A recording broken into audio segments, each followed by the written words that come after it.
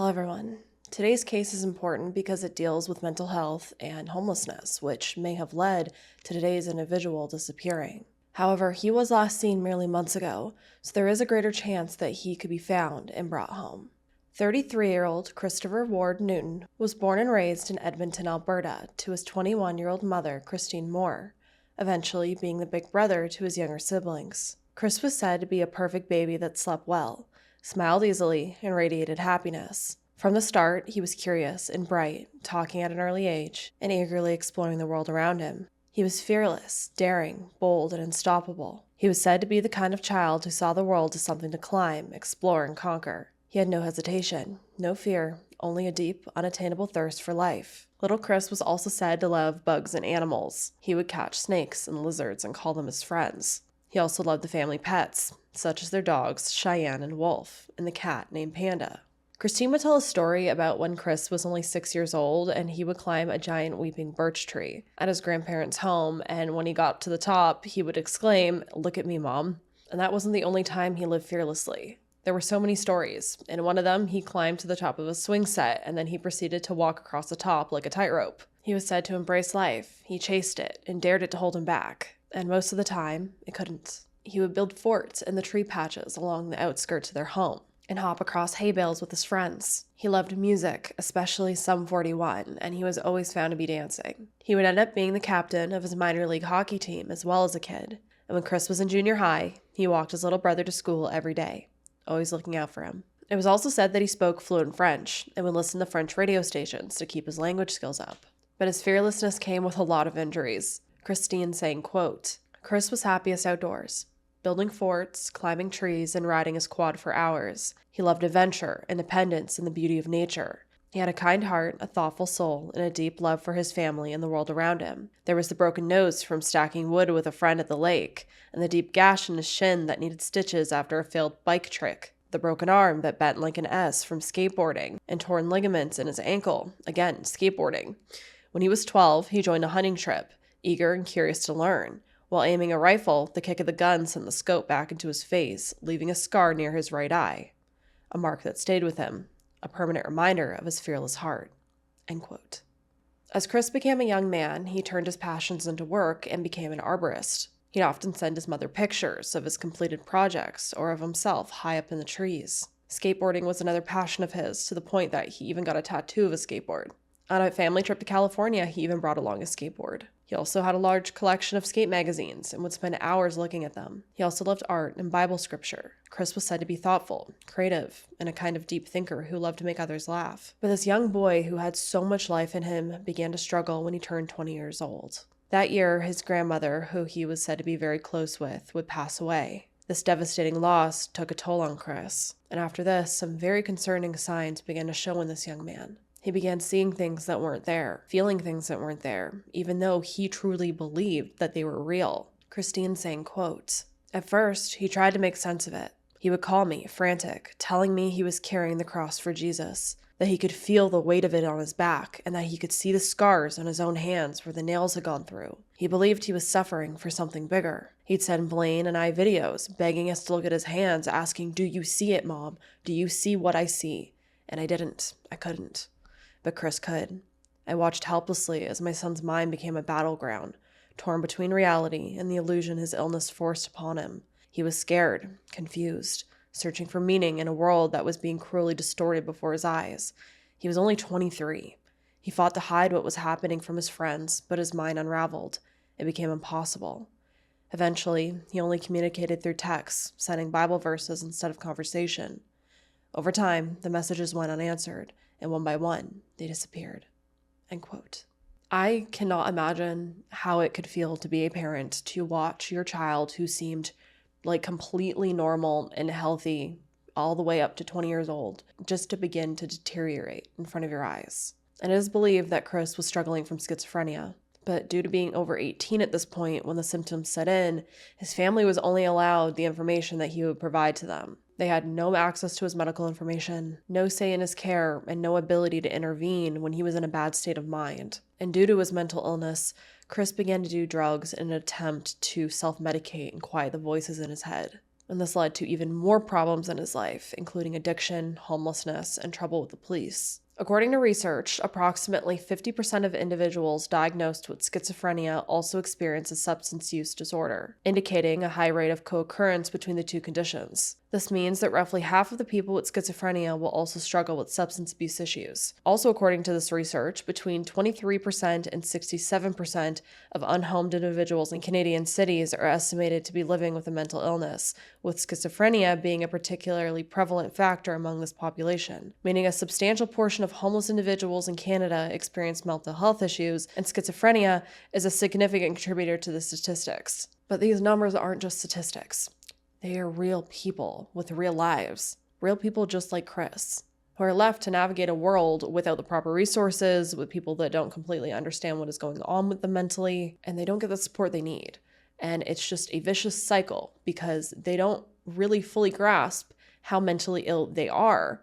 And so they're not going to get themselves help. And even if they do go get help, they most likely are going to just relapse because they don't think they need the help. Chris was said to be a non-violent criminal. However, he did do some reckless things. In one instance, he was alleged to have stolen a vehicle. According to Christine, who would later speak to her son when he had a clear mind, he didn't understand why he had stolen it, and he was very remorseful about it. But during these episodes of psychosis, he didn't comprehend that he was actually stealing someone's vehicle. In that state of mind, he thought he was just racing a car in the Fast and Furious, acting out something thrilling and grand, as if he was just part of a story that only he could see. Which obviously is not okay. You know, he could have hit someone, he could have put someone in danger, someone at risk. But at the end of the day, just arresting him and sending him back into the public isn't going to solve the core issue. That is why it is so important for there to be, abundance of resources for adults like this to have mental health help. In that state of mind, he didn't realize how dangerous the things he was doing were. And as I said, instead of being sent to a hospital for help, he would just continuously be arrested and re-released back into the public. It's a huge flaw in the system, and it's definitely something that we need to talk about. It's something that, especially in Canada, continues to happen because for whatever reason, the justice system feels like people are either being rehabilitated or that, I don't know if the resources just aren't available. I'm not completely sure. But we see people that murder people being released back into the public, which is just mind-blowing to me. But then we have more minor offenses like this that are still not being solved that could lead to even bigger problems. Eventually, Christine would be given permission to speak with Chris's psychiatrist, who had wrote to her in hopes of Chris getting into some longer individualized treatment instead of being sent to jail. The reasons are unknown why this happened, but Chris wasn't sent to a hospital, and instead, again, he would just continue to go to jail. Instead of being seen as someone that needed care, he was just continuously processed, sentenced, and re-released back into the same system that was already failing him. The cycle would continue of him being re-released back into the streets with no resources, no home, and no one contacting his family, because again, he was an adult.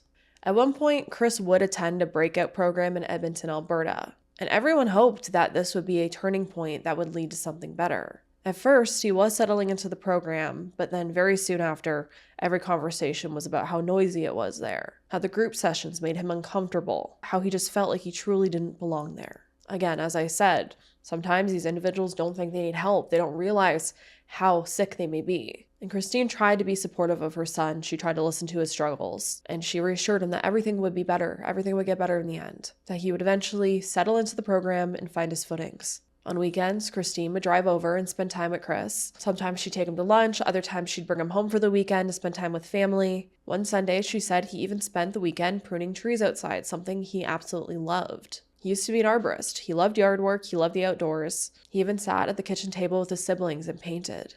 Things seemed to be improving, but then suddenly one day, Chris will leave the program on a skateboard and not return. In another instance, Christine was able to track Chris to a hospital in Trail, British Columbia, at a center called Daly Pavilion in the Kootenay Boundary Regional Hospital, which provided treatment for adults with acute and severe mental illness. When she called, Chris refused to talk to her at first, but eventually he did, and of course he told her that he hated it there. Christine saying, quote, "Part of his schizophrenia made him feel like these places were trying to hurt him. He rarely spoke to me about those times, leaving me in the dark about what he was truly going through. I felt helpless. My son was out there suffering, and I couldn't reach him. I couldn't protect him. My heart broke as I tried to get more information about his situation, only to be met with privacy laws that kept me from understanding what was really happening to him." End quote. For years, Chris would be in and out of treatment trying to fight his diagnosis, but he would never stay long enough in these programs for any change to actually happen. There would be months where Chris would be very communicative with his family, but then there would be stretches of complete silence where Christine would be calling around to shelters, to outreach programs, just trying to track him down anywhere. I did read that at one point in time he did have his own apartment. And this once again gave his family hope that things were getting better. He was said to be very proud of his own space, and he kept it very clean, and at one point he even invited the family over for dinner, and he had carefully set the table for them. Eventually, though, his mental illness would once again creep in. At some point, Chris would move to Nelson, British Columbia, which is a city that we've actually spoken about here on this channel before, because it's where a man named Corey Westcott was from and would later disappear nearby. His case also remains unsolved. Nelson is a city located in the Selkirk Mountains on the west arm of Kootenay Lake in the southern interior of British Columbia, 300 kilometers southeast of Kelowna and only 60 kilometers from the Washington state U.S. border. Chris was said to love British Columbia. Again, he loved the outdoors, and BC is made for people like him. He often called his mother to let her know how much he was loving it there. He would even video call her and send her photos of his camp that he set up, which he called his home. He even built a bird bath and fed a fox that he felt was his companion. Christine saying, quote, "Chris was deeply spiritual. He felt a connection to his creator through the wind, sky, water, and land.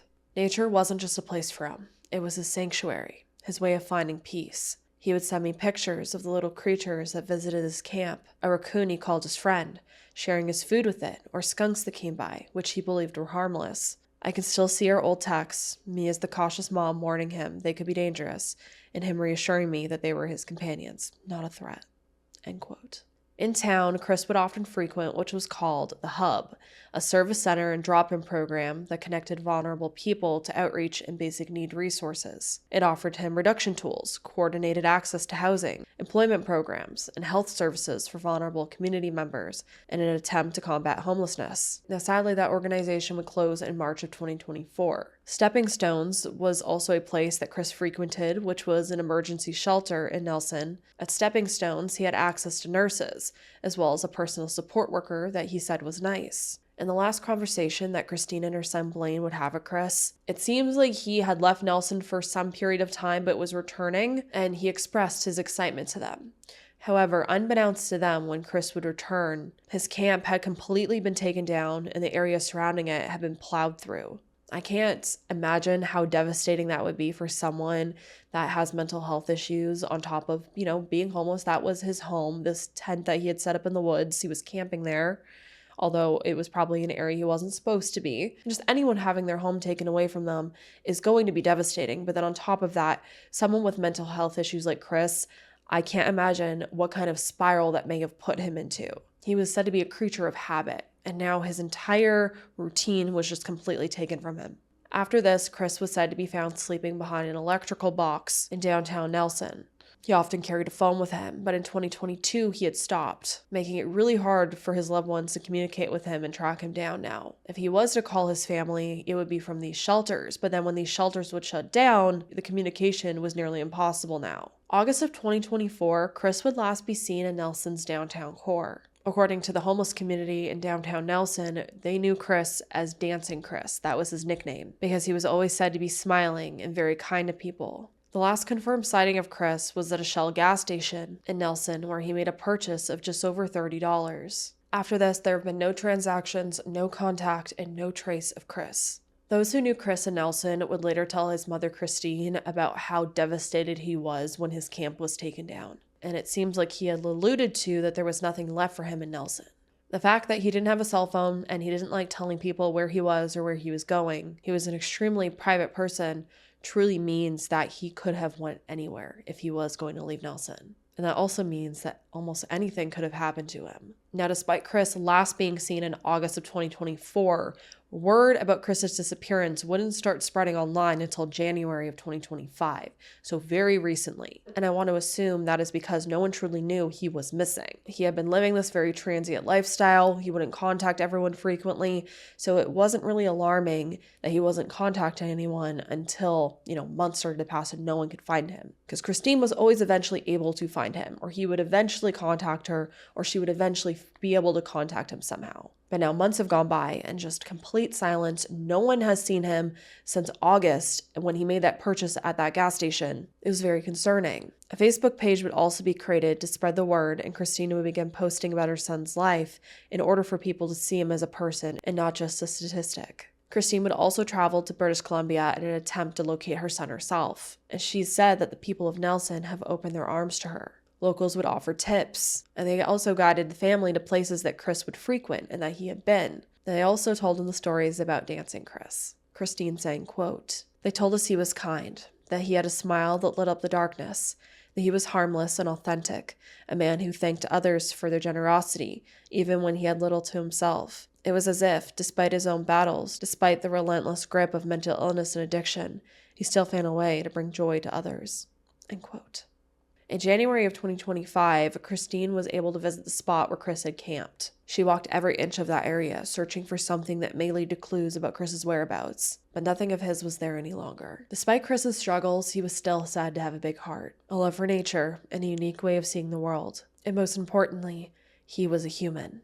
He was more than the circumstances he was facing, and he has a family that deeply loves him.